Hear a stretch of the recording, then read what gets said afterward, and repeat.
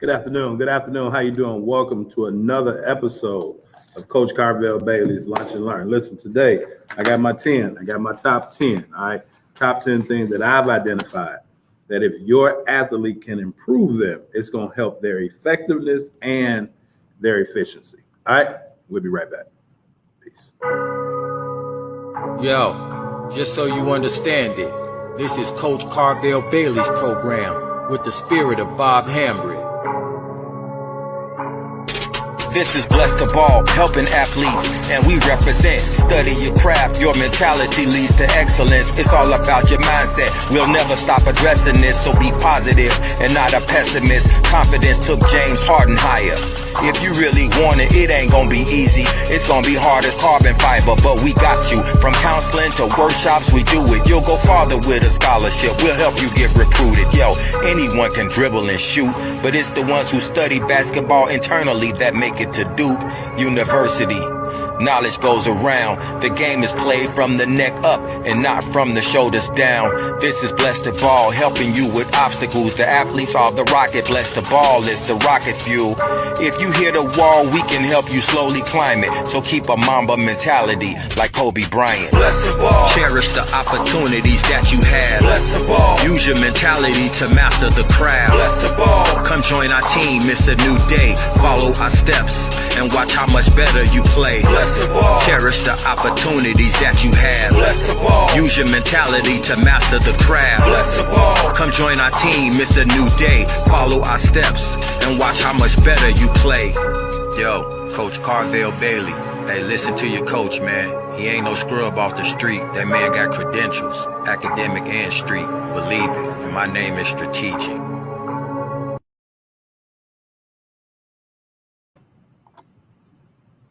All right, good afternoon. Good afternoon. How you doing? This is Coach Carvel Bailey, and welcome to another episode of Coach Carvel Bailey's Lunch and Learn. All right, now listen, here's what I want to do for you today. So I had the opportunity of announcing a few games, a couple games to be exact, at the MLK, Dr. Martin Luther King Dream Classic 2024 here in Chicago, that was sponsored by the great Dorothy Gators. All right, Coach Dorothy Gators. And so, Mark. Yep. How you doing, Mark? How you doing? Welcome to the show. So we are live on several platforms today. All right, we're live on several platforms. We got Facebook, Instagram, Twitch, LinkedIn.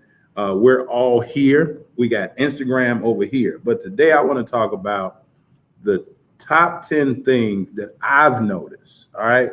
The top 10 things that I've noticed this weekend that if your athlete improves on them, they'll be so much better down the line. All right. Again, this show is sponsored by Blessed of Ball.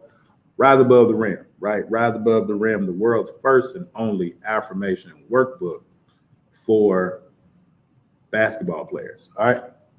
So as I was announcing some games this weekend, I saw some things, and it's difficult for me to watch the game of basketball a lot because I watch it with a totally different eye.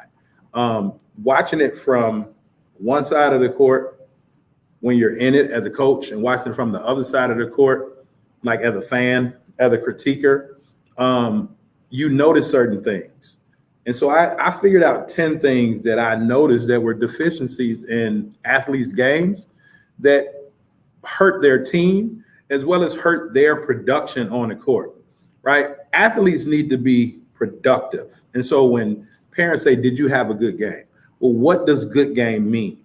And so to me, as a former college head coach, here's what a good game means to me as a coach. When I say, did a player have a good game? Did a player help me more than they hurt me? Does that make sense? So I'm going to say it again. Does your athlete help their team more than they hurt their team? So if they scored 25 points, but their man scored 27, they didn't have a good game. They just scored a lot. But they hurt the team more than they helped the team. Does that make sense? Right? like assist to turnover ratio. Like what things is your athlete an asset during the time in which they're on the court more than they're a liability? From a coach's standpoint, that constitutes a good game. When coaches are coming and scouting, everybody wants exposure. But when coaches come in, coaches are scouting, coaches are looking for how effective your athlete is when they're on the court and how efficient they are when they're on the court. And so here are 10 things that I noticed, right? And they're in no order. I'm going to just go through them. The first thing that I witnessed is that athletes don't really understand the pace of the game. Now, the pace of the game is the easiest because you can tell by how fast or how slow. That's the pace of the game, right?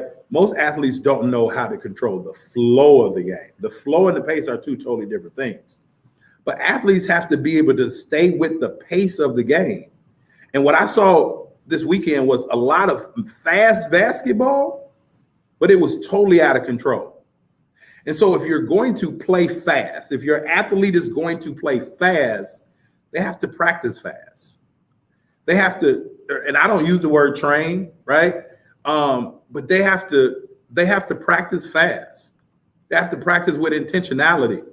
Because when the game speeds up, it's not just speeding up. The game is being sped up for a reason to get athletes to think, which then puts them in uncompromising situations. So athletes need to understand the pace of the game, when to speed it up, when to slow it down.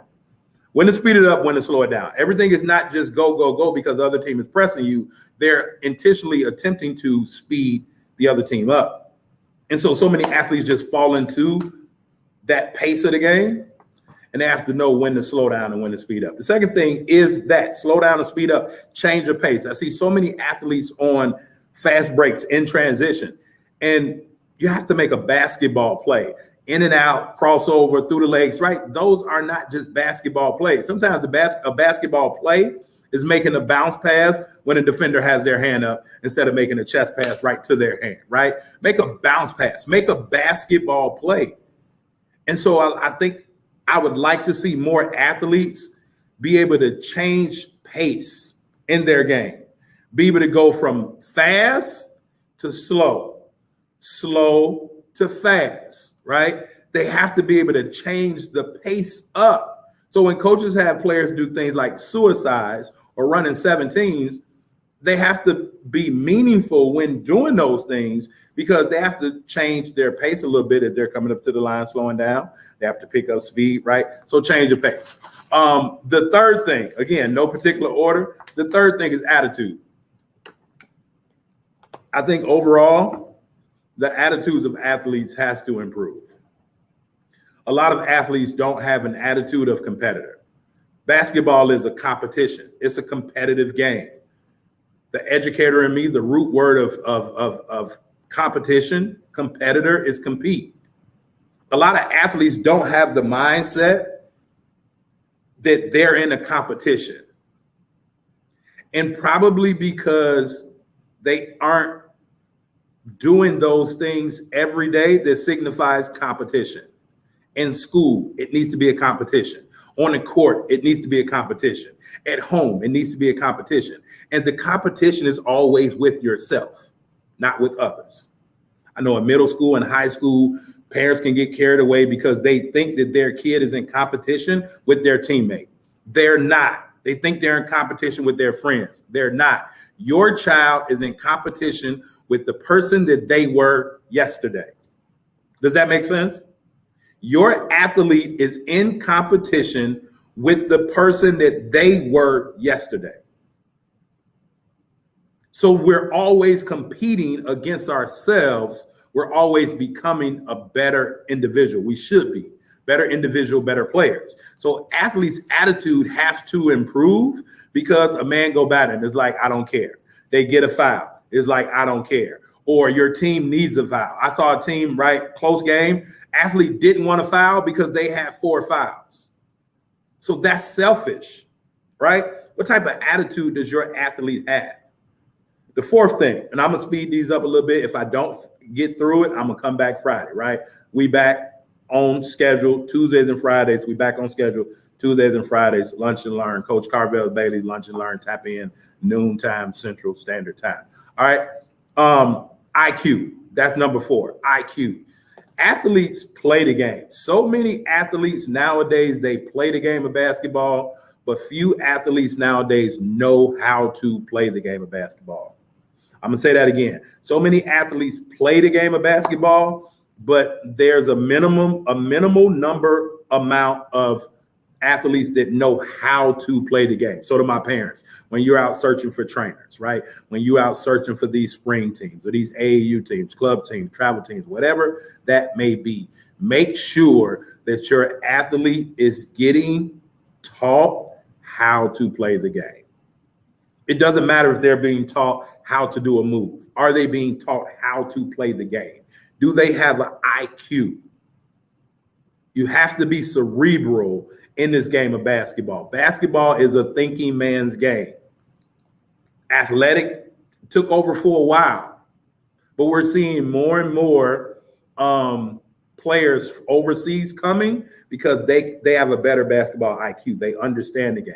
Most American players are just playing because this is what AAU programs, club programs, travel programs, all they're doing is rolling basketballs out and letting kids play. They're not teaching them how to play. They're not helping them with their IQ, understanding and being more aware of how to make basketball plays, right? They have a terrible attitude about the game because they don't understand the game. Does that make sense? Right? Conditioning. Now listen, parents, hear me close. Your athlete won't be as effective nor as efficient as they can be if they're not in the most optimal shape for them. I'm going to say it again. Players will not be the most efficient and effective player they can be if they're not in the best optimal shape for them. You have to be in shape to play this game of basketball. And there was a gentleman that ran up and down the court 2 or 3 times, and he told his coach, take him out. He walked off the court, and the referee had to stop play and was like, hey, man, get somebody else in the game. And somebody was like, he better not throw up on my floor.